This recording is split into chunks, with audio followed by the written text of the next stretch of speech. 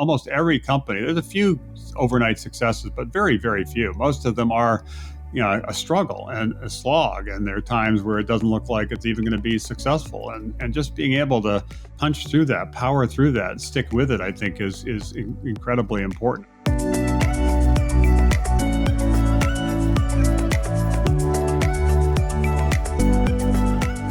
Everybody loves a success story, but not enough people talk about what it takes to stay in the game long enough to build one.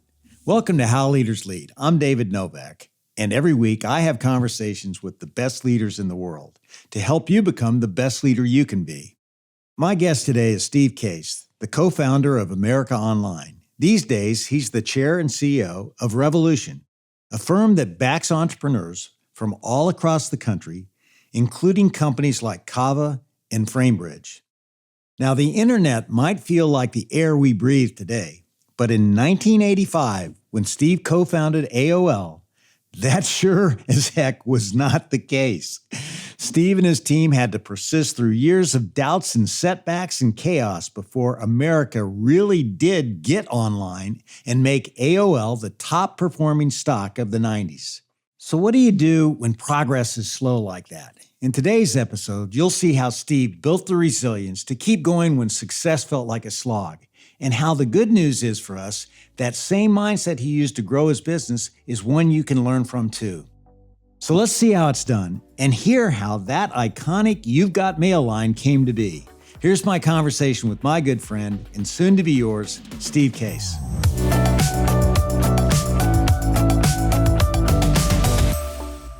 Steve, I was thinking about, here we are doing this interview right now, completely online from two different locations. I'm in Louisville, Kentucky. You're in Washington, D.C. And this isn't possible. This isn't possible without all that you built. What's it feel like to have changed the world like you did with American Online? Well, you're kind to say that. Obviously, there's a lot of people, a lot of companies all came together to kind of make the internet part of everyday life. But I'm certainly proud of the role that our team played when we got started. To your point, 40 years ago, we started the company in 1985.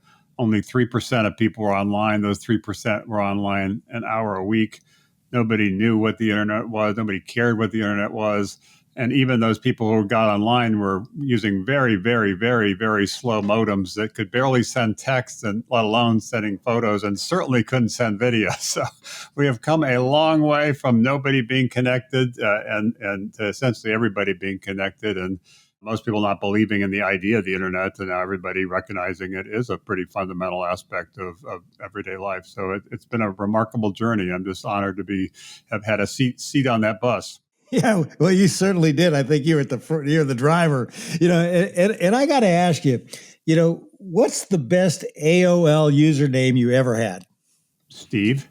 and it pays to get in early. I got Steve, I got Steve C, I got Steve Case, and Steve worked pretty well when we only had like hundreds, even thousands of members. But when we had millions and tens of millions, it didn't work so well because people would end up. I also sent a welcome email to every new member of AOL, particularly in the early days. They were kind of pioneers joining us on this journey, joining us on this mission. And we wanted them to feel part of the community. And I felt part of my job was not just to be CEO, but almost be mayor of the community, kind of setting the tone. So I would send those out, which is no big deal in the early days. Some people would click on reply, but later on we were getting, tens of thousands of emails every day. At one point, we have like 30 people full-time who were part of the Steve Case email team. So that's a case of what seemed like a good idea when we were small, didn't scale so well.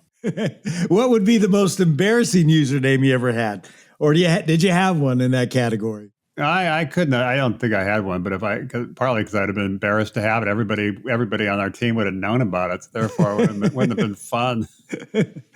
Well, we're going to talk more about AOL in a bit, but these days you're partnering with entrepreneurs through your investment firm, Revolution. Tell us about what's really driving that passion that you have. Well, it goes back to the AOL internet journey. Was about a 20-year journey from the time I first kind of learned about it, time we started the company, time we scaled the company, then we merged with Time Warner, and I stepped aside as CEO, and then a couple later stepped aside as chair. So it was about a 2-decade kind of journey. And when I did step aside as CEO, I was only like 40 years old, 41, something like that. So I was like, okay, what am I going to do next? I decided what my real passion was on building things and backing entrepreneurs and assembling teams and climbing mountains that people didn't think were climbable. And so that led to Revolution being more of a kind of a venture capital firm, but with a bias towards backing people and ideas that can change the world, and also doing that in areas of people's lives that were important. So attacking some of the biggest industries in the world, healthcare and financial services and things like that. And also doing it by backing entrepreneurs in places that often feel left out and left behind. So like where you are in Louisville, not just backing people in Silicon Valley or New York City, backing people everywhere. And so that kind of became sort of the passion. It was partly being able to, as venture capitalists get to do, kind of live in the future, get a sense of what's going to happen next and be part of making it happen by investing in companies and mentoring entrepreneurs and doing what I could to take them to the next level. But also with this bias towards kind of leveling the playing field and trying to create more opportunity for more people in more places, which frankly was the same idea that drove my interest in AOL and the internet. It was like leveling the playing field so everybody had access to these tools, or media would be more distributed, not just a few big TV stations, et cetera, et cetera. And so it's not that surprising as I've now looked back over the past 40 years, 20 focus more on internet, 20 focus more on backing entrepreneurs. That in some ways it's the same idea, kind of backing people, backing ideas, and trying to do it in a way that's a little bit more inclusive of people who otherwise might be left out and left behind. So you go into different cities. You don't just go into Silicon Valley or New York or places where you might think are these hubs. How do you get the word out that this is what you're trying to do? Well, early on, it was a little more difficult. When we started this effort, initially when I started Revolution, the venture firm, then started doing some things like bus tours and to visit different cities. And I remember the first one we did over a decade ago. We went to Detroit and Pittsburgh, Cincinnati, Nashville. I think they were the first cities. Now we've gone to 50, 60 other cities. We've now made over 200 investments in companies located in over 100 different cities. So it's been a fairly broad kind of outreach, and in the process, we built a fairly significant network, really all across the country. And so we had a team that would kind of advance these cities, find out what's happening in each of the particular cities, and identify interesting companies that we might want to visit or people we might want to invite to different events. And we'd coordinate with the mayor, sometimes the governor, senators, others, to try to kind of shine a spotlight on what's happening in the city, try to drive more collaboration in the city. So the first few might have been a little more challenging. Over time, we started building some momentum. It got some visibility. We then started getting university presidents and mayors writing to us saying, come to my city, come to my city. I want to show you everything that's happening. And so it got a little bit easier as we progressed. But it's really been a gratifying journey to see these cities up close and personal, see essentially most of the country, not by plane, but by bus, driving between these different cities. When in these cities, driving around the cities and really kind of getting a sense of it and seeing a new sense of, I think, hope and possibility in parts of all parts of America that don't get much attention. The data, you probably know this, but maybe not everybody does, that over the last decade, about 75% of venture capital has gone to just 3 states. California, New York, and Massachusetts do really well. The other 47 states, kind of struggle. States like Kentucky get less than 1%. California alone gets 50%. So how do the entrepreneurs in a place like Kentucky or Ohio or Michigan or many other states often feel they kind of have to leave where they are to go to the coast to have an opportunity. And I think that's tragic. We want to make sure people can start and scale anywhere. So that's really driven a lot of this passion. It's not just about backing companies to generate a return on investment. Of course, that's what venture capital is all about. There's this higher calling, if you will, higher purpose around backing entrepreneurs in these, what we call rise of the rest cities. I always say, show me a good leader and I'll show you a good business. And you've been picking leaders for a long time as you pick companies that you want to invest in. And you obviously think about the entrepreneur, and I'm sure you have a perspective on that. What do you look for in a leader? What do you think makes a great entrepreneur? Well, we back at Revolution, we have three separate groups. A very, very early stage seed investment group, when you're really just investing in a very small team or more in backing of the idea. A venture group where it's been invest in companies that have a little bit more scale. Maybe there's a couple dozen employees at that point. They started to figure out what business they're in and what the business model might look like. And we also have a later stage growth team that focuses on companies that really have kind of broken through, but really have, we think, significant potential. And one way to think about it from an investor standpoint, the seed fund generally is writing $500,000 checks in these companies, the venture fund maybe $5 million checks, and the growth fund maybe $25 million checks. So it's scaling. So the way we think about your question differs at each stage, because at that earliest stage, you're really betting on that person and that particular idea. As you head towards more of the growth stage, these really are starting to be real businesses. They might have 10, 20, $30 million of revenue, and we get convinced that they can be $1 billion plus of revenue. So those are some of the differences. There are some things that are pretty common, which is obviously this is about people, and it's not just about the entrepreneur, it's about the team the entrepreneur is able to assemble. Do they have the right mix of skills, whether they're tackling healthcare or tackling sports tech or fintech or whatever it might be? Having the right mix of skill sets to really bring to bear is critically important at every stage. And really having people that are thinking big. Entrepreneurship is hard. Startups are hard. Many obviously fail. We really want people that are super passionate about what they're doing, and therefore will stick with it when times are tough. With my experience with AOL, eventually it broke through, but it really took us a decade before we became kind of an overnight sensation. And we've seen that time and time again with other companies. So having people that are really driven by the pursuit of that idea, that pursuit of that vision, pursuit of that mission is critically important. And the last point I make is a little bit of humility.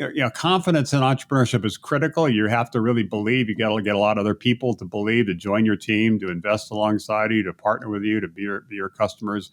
And so you've got to be super confident, but you also have to have a degree of humility, because these are challenging situations, and nobody knows exactly what's going to happen next. There's a lot of ambiguity, and so bringing a balance between being quite confident, but also having a certain understanding that you don't necessarily have all the answers.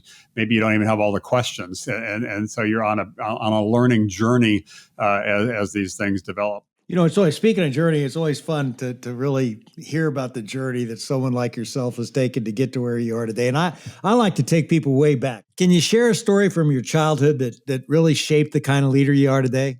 Sure. Well, I grew up in Hawaii, so which is kind of interesting. Actually, I was born when Hawaii wasn't yet a state. It became a state on my first birthday, which is kind of interesting. Both my parents were born and raised in Hawaii. They went to the mainland to get education. My mom in Berkeley in California. My dad went to Williams in Massachusetts, and then went to law school in Colorado, and then both moved back to Hawaii. That's when they met, and thankfully they did, because they decided to get married, and they had me and three other siblings. And so that's a little bit of the the backstory. The other part I think is interesting there is my dad was a lawyer, and he worked for the same firm for 60 years. The time he got out of law school to the time he retired, well into his 80s, worked for the same firm. So there was a modeling of hard work, but also of a certain kind of loyalty to a certain organization. In my case, it was my journey has been a little different, because I did in the early days bounce around a little bit. I kind of knew what my destination. I thought I knew what my destination was, which I wanted to play a role in building the internet, but I didn't know quite how to get there. So I had to jump around a little bit to finally position myself to do it. And the other aspect that I remember growing up is I was always interested in business, starting things. I didn't know what the word entrepreneur meant at the time, but I knew I liked to come up with ideas and turn them into businesses. None of them really amounted to much, but some of the experiences I got at a relatively young age, 8, 10, 12, I think were super, kind of formative, and ultimately led me on this, pursuit of entrepreneurship. Curiously, what was the first idea you had that you tried to make some money on? Well, of course, my first idea, like everybody's first idea, is a lemonade stand. I did learn a lesson there, which is we set up a little lemonade stand, and the first couple of times we did it, it was great because we basically would get all these ingredients, free from my mom's kitchen, and then go out, make it, and sell it, and get 100% of the revenue. After a couple of times, my parents decided this was not the right lesson to learn, and they said, "Okay, now you actually have to pay for like the lemons and pay for the sugar and so forth." Then I realized, it's not 100% margin. There actually is this thing called cost of goods, and the business suddenly became much less interesting when the profits diminished when I had to actually pay the real cost. But it was a good lesson in terms of building something, and also a good lesson in terms of learning some of the cost structure. I also sold things like Christmas cards door to door, cable television door to door. There, I learned that you have to get used to a lot of no's. You just keep knocking, and eventually you'll get to a yes. So those were some of those early experiences that ended up kind of implanting on me, I think, some lessons that have been helpful. And you wanted to work your way into building the internet, but one of the things that you and I have in common is that we both lived in Wichita, Kansas, and we both had roles at Pizza Hut. What's a leadership lesson you picked up working at a company like Pizza Hut? Well, obviously, you got better lessons because you ended up being, CEO of Yum, which is Pizza Hut, and a whole lot of other things. But one of the lessons I learned two things. What ties in what I said earlier. When I graduated from college in 1980, I actually by then kind of knew what I wanted to do. This idea of the internet was just emerging, and I wanted to jump into it. But when I was graduating, there was no internet companies to go to, so I couldn't find a job at an internet company. It was still more of a concept than a reality. And back then, venture capitalists were not backing 21-year-olds with harebrained ideas. So I didn't have the ability to start something. So then I said, well, what am I going to do? How am I going to learn some skills, maybe build some a little bit of a track record, some credibility, some momentum that will ultimately enable me to kind of do what I really want to do, which was this internet thing. So the first job I worked for was in Cincinnati, Ohio, for Procter & Gamble and their brand management program. I learned a lot there. I was just there a couple of years, but learned a lot about testing things. And they're, as you know, very diligent about how they go to market with products, and very thoughtful around using technology. Also learned an important lesson there around succinct communications. Their one-page memo was really I know important. That. You learn that it takes much more time to write a short memo than it does to write a long memo, and it really forces you to crisp up your thinking, which is, I think, served me well.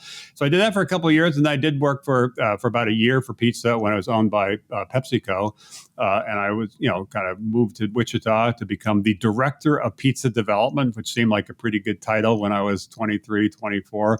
And a pretty good jump in salary. But the lesson I wanted to learn there and did learn there was Procter & Gamble, as you know, is a very centralized top-down company. Pizza Hut was, again, you know it better than I, but was much more of a bottoms-up franchisee-led company. And a lot of the innovations happened at the periphery.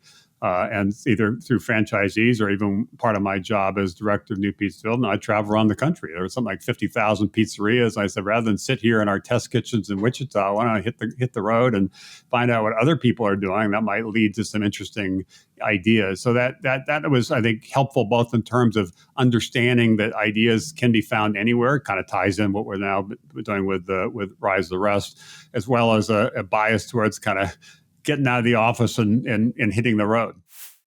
Hey everyone, it's Kula from How Leaders Lead. And if you've watched our podcast for any number of episodes, you probably know that a common theme from all of the great leaders we interview is that they are active learners. They have this commitment to continuing to learn and grow so that they don't stay stagnant, and so that they continue to see success in their leadership and in their life. This theme of active learning is so important, and it's what David's latest book, How Leaders Learn, is all about. It's all about helping you develop that skill of active learning so that you too can continue to see success in your leadership and in your life. The book is really entertaining. It pulls stories from some of our greatest podcast guests and pairs those stories with insights that you can incorporate into your leadership and into your life right away. Grab How Leaders Learn on Amazon or wherever books are sold. And I think you're really going to love it. You feel David's personality through the pages and through his storytelling, and it's a really powerful way to level up your leadership. You end up starting AOL, and it seems so obvious now why it was such a big idea. But take us back to those early days. Give us a little bit of a history lesson on how AOL was born and how you convinced yourself that it was such a breakthrough idea, because you were heading that way. It seems. Take us through that. Well, the reason I thought it was an interesting idea, when I was still in college, this is 78, 79, 80, I was reading about these experiments that different companies were doing. In France, there was something called a Minitel. In the UK, something called Prestel, these interactive services. There even were some in the United States. And also, while I was in college, read the book The Third Wave by Alvin Toffler, the futurist. And he basically laid out, what was going to happen in terms of the internet, talking about electronic cottage and different ways people could get information and connect with people and so forth. And I read this, this is definitely going to happen. I want to be part of making it happen. So that idea became something I was pretty passionate about relatively early on. The way I got to it was, as I said a little earlier, a little bit circuitous. First, a little bit of P&G, then a little bit at Pizza Hut. And then I moved to the Washington, D.C. area to join a startup that was doing something in the internet space. But a few months after I joined, the company was nearing bankruptcy. They raised a bunch of money. The product was having some challenges.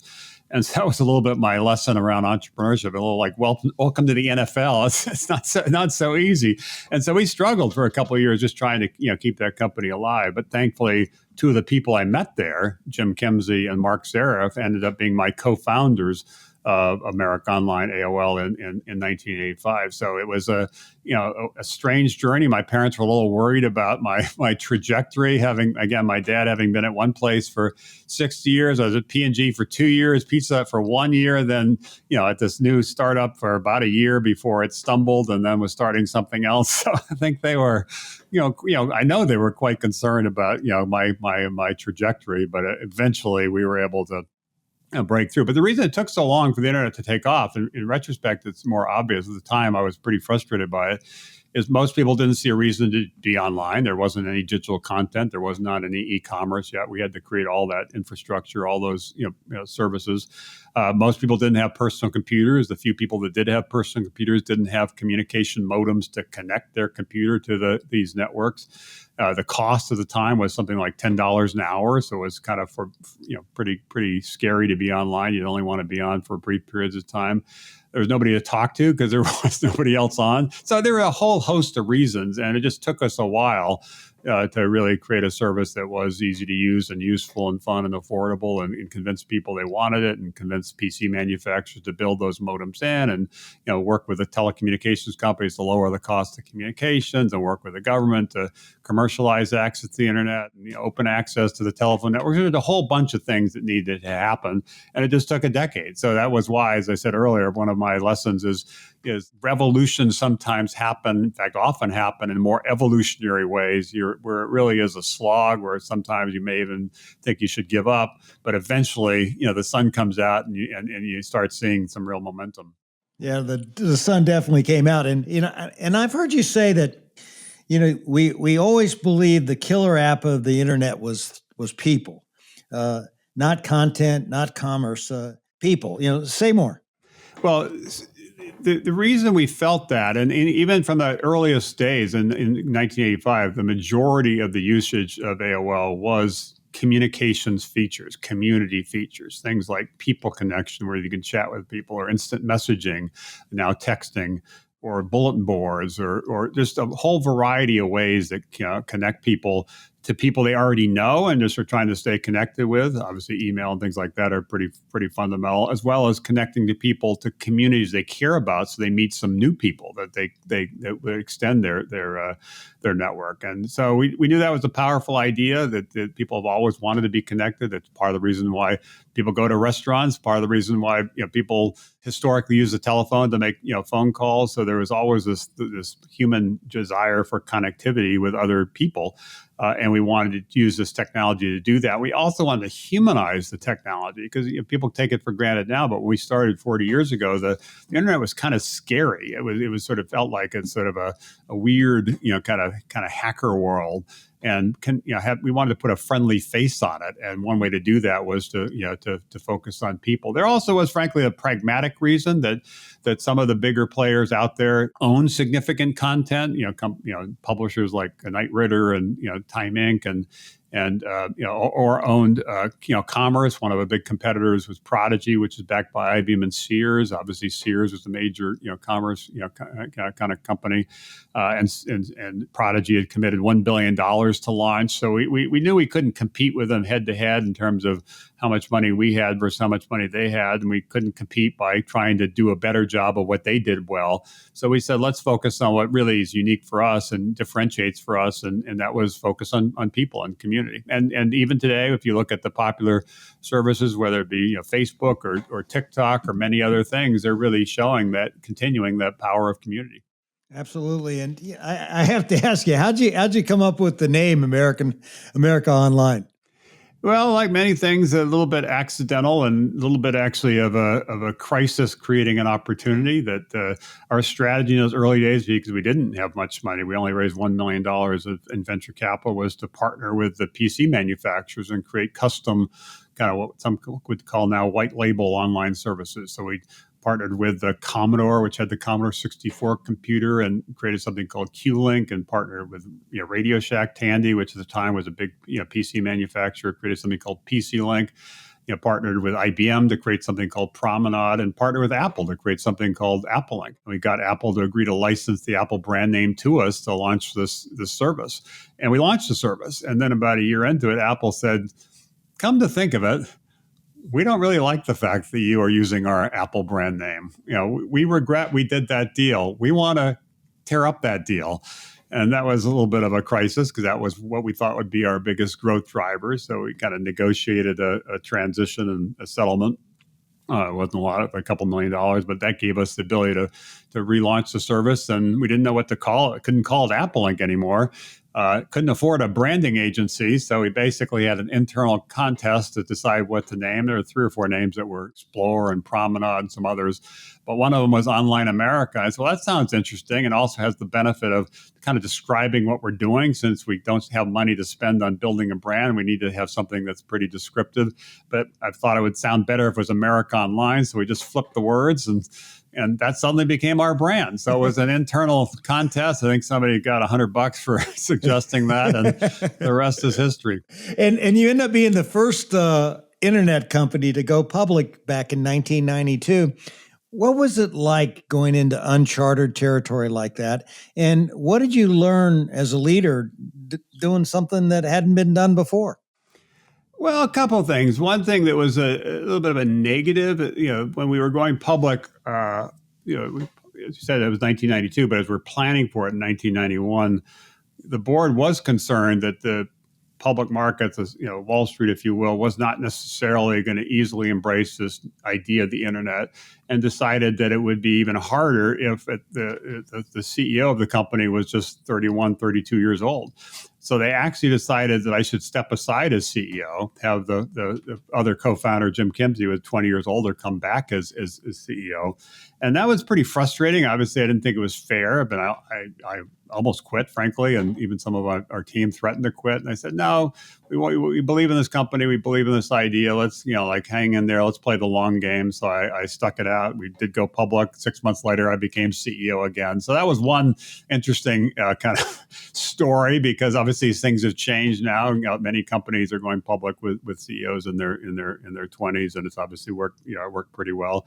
The other is I viewed it as an opportunity to sell the idea of the internet. If we could sell the idea of the internet, people would then see that America Online as a company, as an investment, might make sense. So it was really more evangelizing the idea of the internet. And that's, what I did for a lot of years, and just trying to kind of put the internet on the map and then position AOL within the internet. So it was long and hard and a struggle. Our roadshow, we ended up raising $10 million in our IPO. The value of the company when we went public that day was $70 million. again, nobody really knew or cared what we're doing. But then, thankfully, 7 years later, it was $160 billion, and it turned out to be the best performing stock of the decade. So a lot of those skeptical institutional investors on our IPO roadshow regretted not taking the meeting, or at least paying a little bit more attention, because it turned out we really were onto something.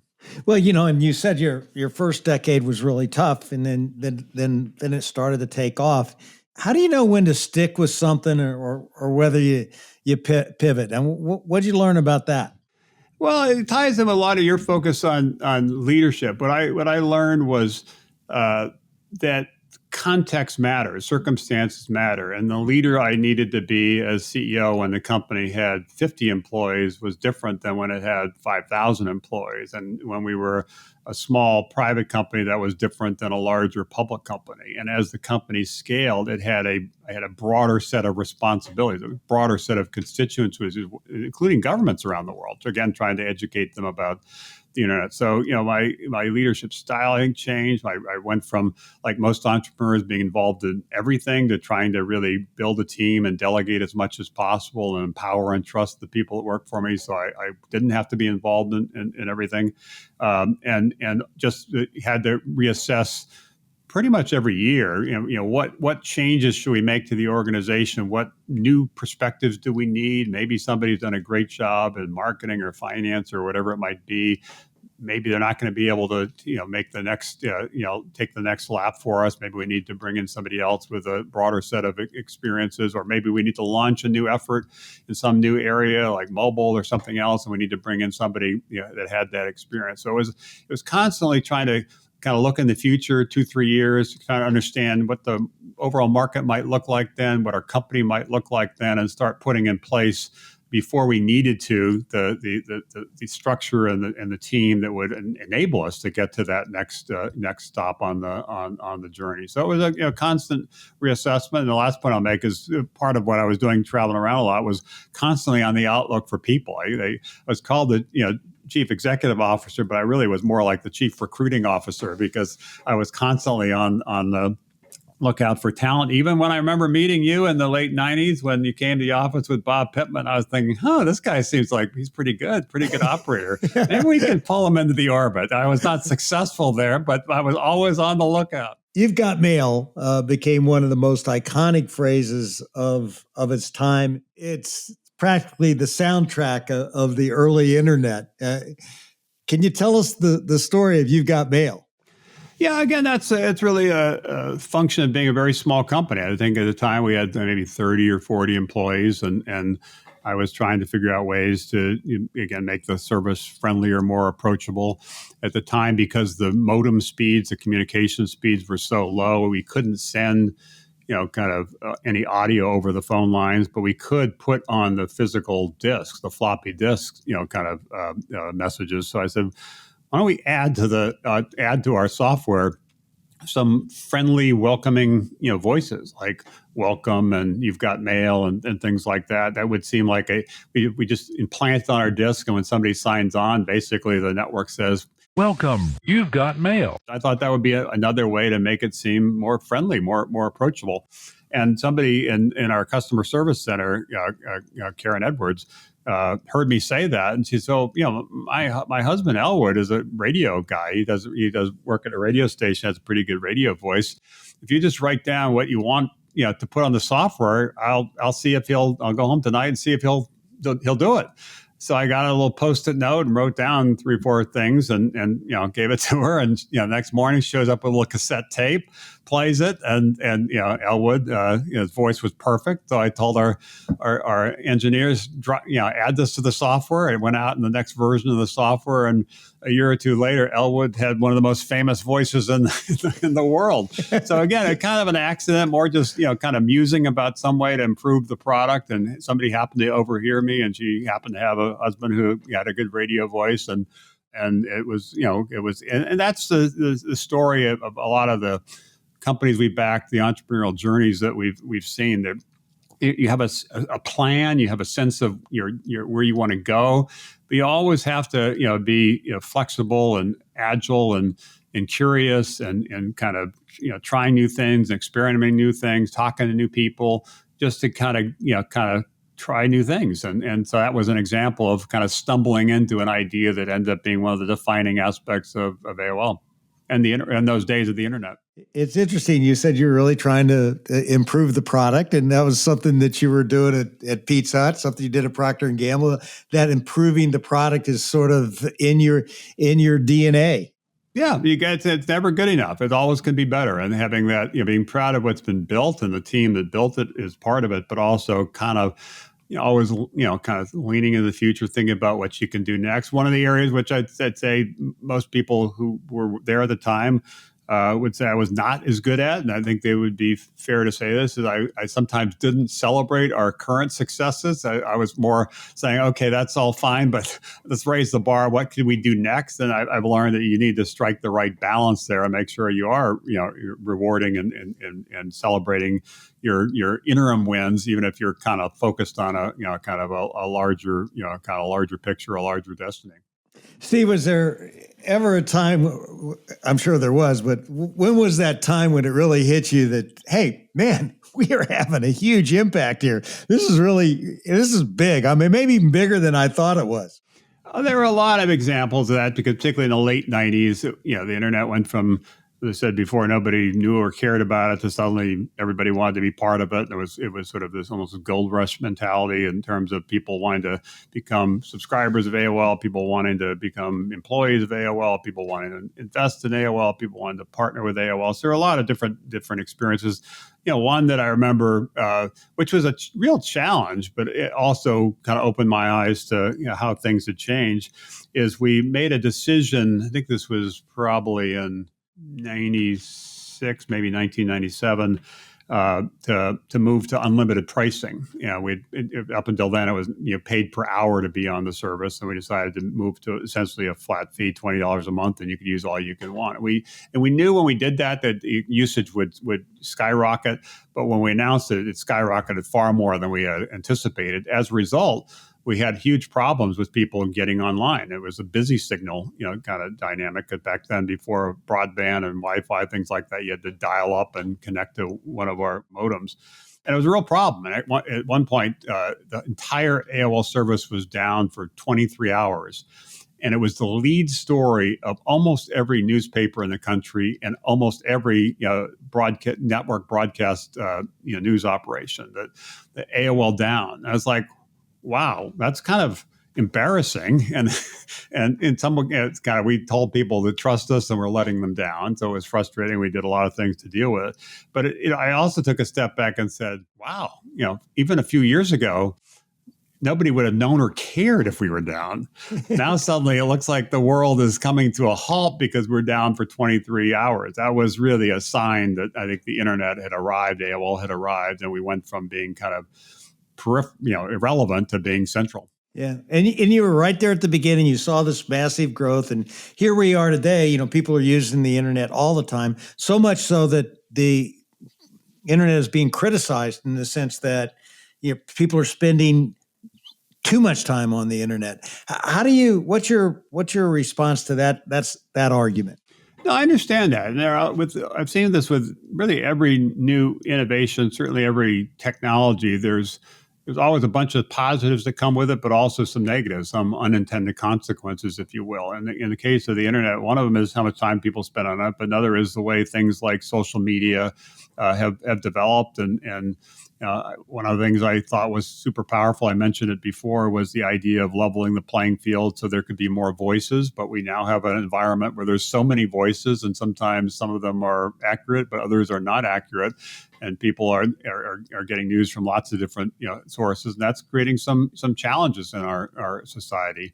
And one of the things I hope would happen, which was if you have access to all these voices, you'd have more of a sense of both sides of the argument.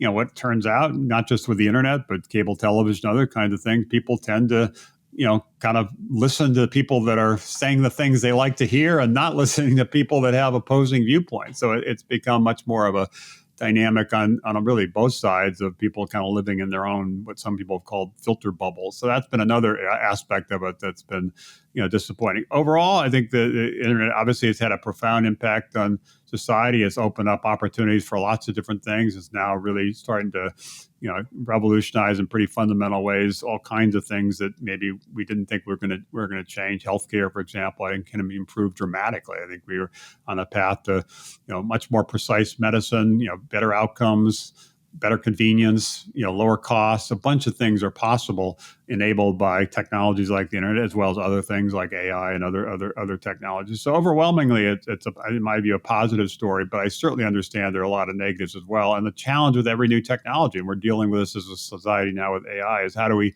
maximize the benefits while also minimizing, trying to hedge, reduce some of the potential risks.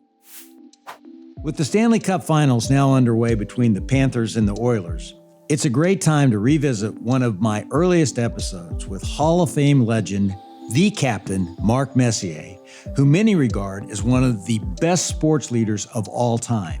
And hey, with insights like this, it's easy to see why.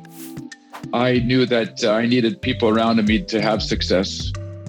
And the only way in a team sport to have success is to try to maximize the performance of each and every one of the people that are around you, and make them believe that their contributions are absolutely necessary for any team success. And so I think that's one element. The other element for me would be that you got to establish relationships that go further than just the game itself, which takes time, and it's harder and harder and harder in our world where players change teams more rapidly than they used to be.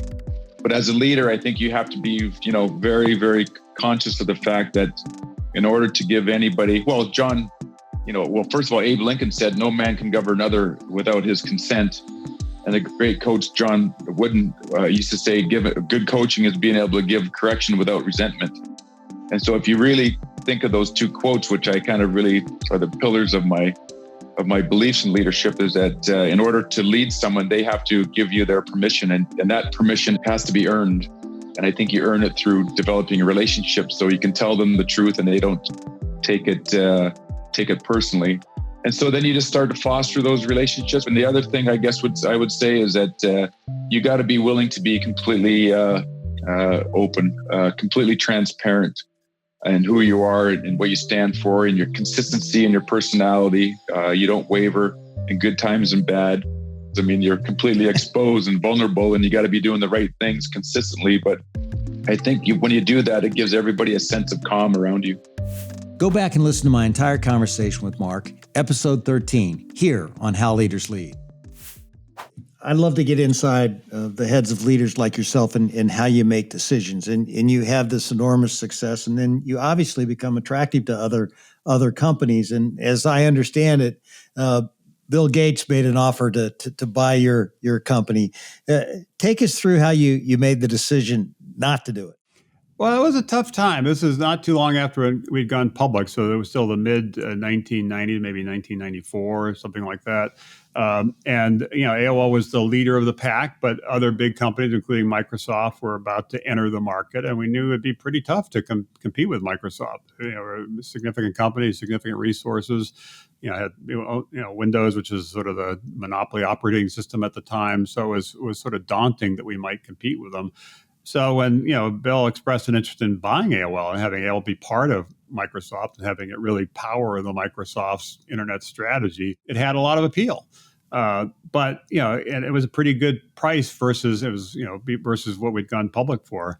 But I felt, and others on our team felt, that it was still kind of the bottom of the first inning. That the inning may have taken a long time to play, but it was still early in terms of the adoption of the internet, and we were just leaving a lot on the table if we sold the company, kind of sold out at this particular price. So it was close, even with the board. It was I prevailed by one vote. There was some people who thought we definitely should sell, quit while we're ahead, take the money and run, and others said that ultimately agree with me that it was just premature. But it was tough because it wasn't just we're turning down an offer from Microsoft, that we knew that they were going to then throw the full force of Microsoft against this market opportunity and become a very significant threat. So and they ultimately have crushed us. So it was not just as I said, turning down the offer is also then realizing we were in for the battle of our lives. Yeah, it took a lot of confidence to hang in there and say we could take on a giant like that. Now, in the year 2000,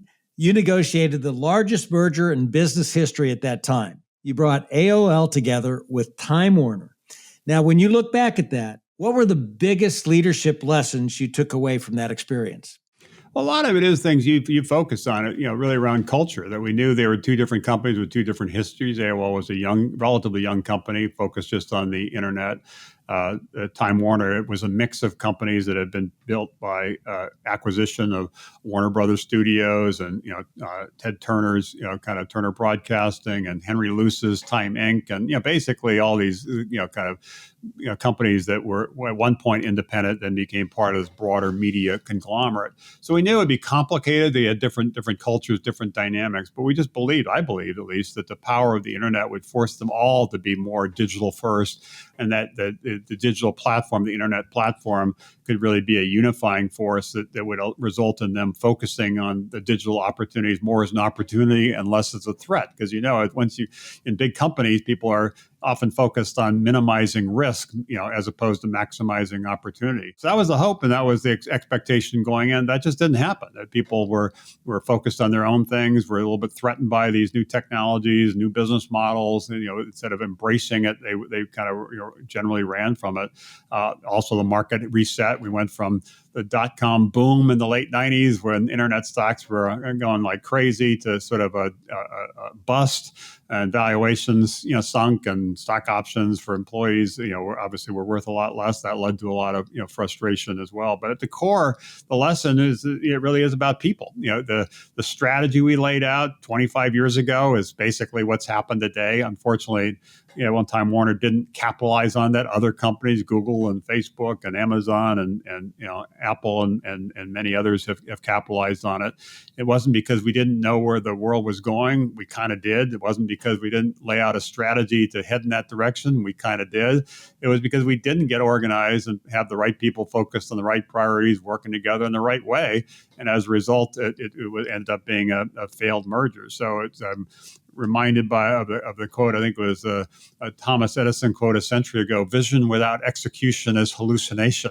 And when I think of that merger, that's what I think about. I think the vision was compelling, the execution was terrible, and as a result, it ended up being a real debacle. Is there anything you would have done differently as a leader to get that execution up front in it, or is this? I've already obviously thought about it. I did think strategically it was an important deal. We considered other potential acquisitions because our stock had become quite valuable. There would have been some that would have been easier to execute, but we really believed we needed the path to broadband that Time Warner provided. It owned Time Warner Cable, which is the largest broadband provider, and that was sort of, we didn't have we're the leader in narrowband. We didn't have a path to broadband, so we really needed that. So I don't, in retrospect, think that the decision was flawed. It was more the execution, and as part of the deal, even the first call I made when I suggested to the CEO then, Jerry Levin, that we consider merging our companies, I said, in the first minute, and I'll step aside as CEO. You can run the combined company. I believe so much in this idea that I'll let you run the combined company. So I think as I think back, we were a little bit ahead of the game. It took some of these things a little while to bake in the oven, if you will. And we didn't really get things right in terms of creating the right team dynamic, creating the right culture around collaboration. And obviously, it was a big disappointment. I think I've been able to take some of those lessons into some of the work, whether it be working with entrepreneurs or even some of the work I've done on the policy front. I think I'm probably a little bit more sympathetic, a little bit more empathetic, a little bit more emotional intelligence, if you will, trying to put myself in somebody else's shoes. So it was a hard lesson to learn, but hopefully some of the things I've done in the last couple of decades have benefited from the challenges I had back then. Oh, absolutely. You've built a hell of a business, and you've created lots of businesses in our country that are continuing to improve the world, just like AOL did. And, having exposure to so many different businesses, what have you learned is the most important things a company should have as a part of its culture? Well, it goes back to what I was just saying, the collaboration. You need a team that has diverse perspectives and skills because that's, required to embrace these opportunities in a big way, but that works together in a seamless way as a team. And so getting that, as you well know, kind of right is tricky. You also have to couple with that a passion around the idea and a willingness to fight on and persevere. The persistence aspect is really, really important. Almost every company, there's a few overnight successes, but very, very few. Most of them are, a struggle and a slog. And there are times where it doesn't look like it's even going to be successful. And just being able to punch through that, power through that, stick with it, I think is incredibly important. Otherwise, people do tend to quit when when times get tough and miss out on the opportunity if they stuck with it a little bit. This has been so much fun, Steve, and I want to have a little bit more with you here with my lightning round of questions. Are you ready for this? Sure. Okay. The 3 words that best describe you. Curious, builder, persistent. Although some would call that stubborn.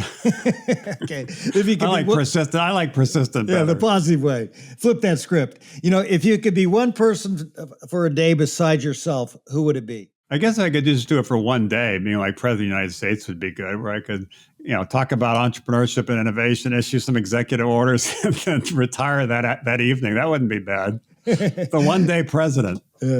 What's your biggest pet peeve? Probably arrogance. What's the best part about life in an RV, which I understand you enjoy? The simplicity of it. My wife and I just enjoy kind of driving around the country, just the two of us. Kind of people don't necessarily know where we're going to go next. Nobody knows really where we are. We end up bumping into people and visiting communities we otherwise wouldn't have seen. So it's sort of a kind of an unplugged view of life. And we obviously have had an opportunity to meet a lot of interesting people and do a lot of interesting things, and we're grateful for that. But sometimes the simple aspects of life are also great. And it also allows us to be kind of really connected because it's just the two of us on our road trips. What's something about Hawaii most people don't know? It's a great melting pot of different people who come from different places and bring different perspectives. And it's not always perfect. There are always challenges, like with any particular community. I think that probably was an interesting lesson as well as maybe being a little disconnected. When I was growing up in Hawaii, the sitcoms on television, we'd see a week later because we didn't have satellite back then. So they'd take the tapes and put them on a plane and fly them to Hawaii. So we watched everything a week after everybody else did. What do you and Barack Obama have in common? Well, we went to the same high school. I was a senior when he was a freshman, so we didn't know each other super well, but we both had that shared experience of being born and raised in Hawaii and going to the same school. You get 2 front row tickets to see anything you want. Where are you going and who are you going to take with you? Well, probably a concert. I enjoy sports as well, but I've always loved music. And in high school, I thought I'd actually be in the music business. So I have to decide which concert would it be. We've seen a lot of concerts over the years, so I have to figure out who would be the one we haven't seen yet. And I would go with my wife, Jean. What's the one thing you do just for you? Walking. I enjoy disconnecting a little bit. So just when I'm just by myself and kind of am able to collect my thoughts, maybe sometimes listen to some music or listen to a podcast or something, but it's more of a kind of quiet time, me time. Besides your family, what's your most prized possession? I'm not sure I have one. I would say it's the relationships, the people, and certainly my family. I don't think there's anything that I own that I like, couldn't live without. If I turned on the radio, what would I hear in your car? Depends on my mood. Probably more rock and roll than anything else, but I like different genres. I love some of the recommendation engines like Spotify Radio, where you're playing one song and you ask them to create essentially a station with similar songs. So I learn a lot about new artists that way. I basically say, well, that sounds pretty good. Who is that? And end up listening to more of the music. Sometimes going to one of their concerts is a good way to explore. What's something about you few people would know? Probably that I worked for Pizza Hut. Was the director of new pizza development, which That's is still That's still the best title I ever had. Yeah, there you go. What's one of your daily rituals, something that you never miss? It's probably the walking. I'm trying to think of. There's a lot of things I do every day that are pretty consistent. But I would say that would be probably probably one of them. I also tend to, we backed a company in your world after being working at Pizza Hut. We backed a couple of companies, Sweet Green and Cava, that are both in the fast casual restaurant space, both now successful public companies. And so I have almost every single day a Sweet Green lunch. Occasionally I supplement it with Cava just to be equal opportunity. That'd be another thing that the people probably wouldn't expect. Great concept, and you're out of the lightning round. Great job. I've got a few more questions here. We'll wrap this up. And, I know you're a humble guy. You don't really like to talk about yourself, but, I'm curious, what would you say your leadership superpower is? I think leaning into the future and having the confidence or persistence to pursue it, the curiosity, observing, listening, kind of almost like a radar, kind of give me some sense of what might be happening next. Spend a lot of time thinking about that. And then, not just, think about it or look around corners, but then do something about it. So whether it be starting a company like AOL or backing entrepreneurs or starting, companies, helping do what I can to help usher in that future and help them be successful. And you have an incredible life partner with your wife, Jean. What makes that relationship work? I mean, how do you lead at home? Well, she leads at home, so that's for starters. Good knowing your place, and no, we've worked together now for 3 decades, and it's been obviously a great kind of relationship and partnership. And we kind of see things eye to eye on most issues. At the same time, I think one thing that's been helpful is we have complementary strengths and skill sets. She's kind of taken the lead on the giving side of our lives for the past several decades, and I've continued to focus on where I probably can be most effective, which is more on the investment backing entrepreneur side of things. So understanding, having a shared vision, kind of having alignment, but at the same time having your own lanes, if you will, I think have been helpful. What do you see as your unfinished business, Steve? Still, more work to do on some of the things we're currently, kind of working on. I'm also spending a lot of time outside of the tech entrepreneurship side on building physical communities. I've done a lot of work on the early stage of the internet and building digital communities, and then building entrepreneurial communities now in both Hawaii and Costa Rica and other places, building some different things. We just opened a resort in Costa Rica, for example, that's anchored by a 600-acre peninsula anchored by a Waldorf Astoria, trying to master plan that, kind of have a canvas. How do we build a terrific community there? I've done a lot of things over the years in Hawaii, built thousands of homes for affordable housing, as well as some resorts like Kapalua on the Maui side. So there's something about that I'm finding interesting. It's sort of a new chapter, if you will, but after being more the digital guy, having something that's a little bit more physical, a little bit more tangible, I think makes sense.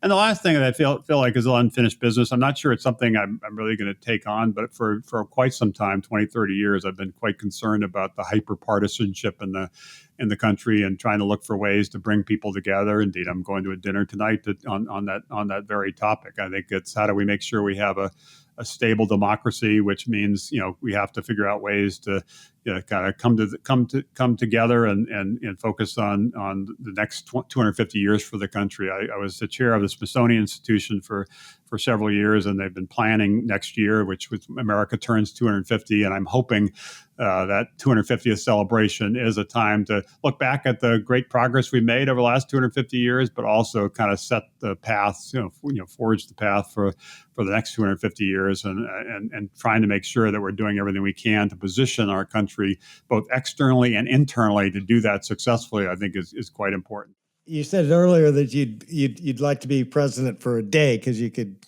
issue those executive orders. Running for a high office like that, do you have any interest in doing that someday? I considered that even 20, 30 years ago, but no, I don't think it's my strength. I think there's other ways I can contribute. So I think I'm playing to my strengths, and I also recognize at this point in my life, we have 5 kids. We now have 5 grandchildren, up from 0 5 years ago. With we think more to come, and having the time to focus on that side of my life is important as well. So I'll do what I can on these topics to try to be constructive. But no, I have no plans to jump into anything in a more fundamental way. Indeed, I kind of take a step back sometimes and say, should I be spending time on this, or should I be reprioritizing my life towards other things? So why do I always need another mountain to climb? Maybe it's time to stay at the base camp, but I'll keep struggling. All right, last question. What's one piece of advice you'd give to anyone who wants to be a better leader? It's all about people. It's not about you, it's about them. And so you're only going to be as successful as the people you attract. Steve, it's been a lot of fun to have this conversation with you. And, I want to congratulate you on having two characteristics that not everybody has both of. You are a tremendous dreamer and you're a doer. You've been able to dream and do. Not many people can do that. And I take my hat off to you for everything you've done for our country by changing the world, and how you're supporting entrepreneurs today that are trying to do the same thing that you did. You're really making a difference. And I thank you very much for it. Well, thank you. You're very kind. And thank you for focusing on leadership. I was happy to be part of this, and I appreciate everything you're doing to try to help, the next generation of leaders lead better.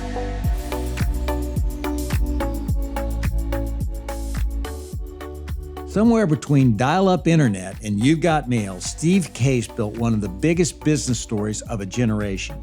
But it took time, more time actually, than people realize. And it's a good reminder success can be slow going, which is why I love Steve's calm and steady persistence. It's about staying grounded in your purpose, staying curious about what's next, and surrounding yourself with people who bring different strengths and perspectives to the table. That's how you keep going when progress feels like wading through molasses. And it's how you build something extraordinary. So here's something to think about this week. What part of your own success is taking longer than you thought? And what keeps you going? Is it your sense of purpose, your team, something else entirely? Whatever it is, take a moment to connect with it, because here's the truth. Success takes time. But if you stay steady, focused, and fueled by the right mindset, I'm telling you, you'll get there. So do you want to know how leaders lead? What we learned today is that great leaders know that success takes time. Coming up next on How Leaders Lead is Sanjit Biswas, the co-founder and CEO of Messier. So be sure to subscribe on YouTube or wherever you get your podcasts so you don't miss it. Thanks again for tuning in to another episode of How Leaders Lead, where every Thursday you get to listen in while I interview some of the very best leaders in the world.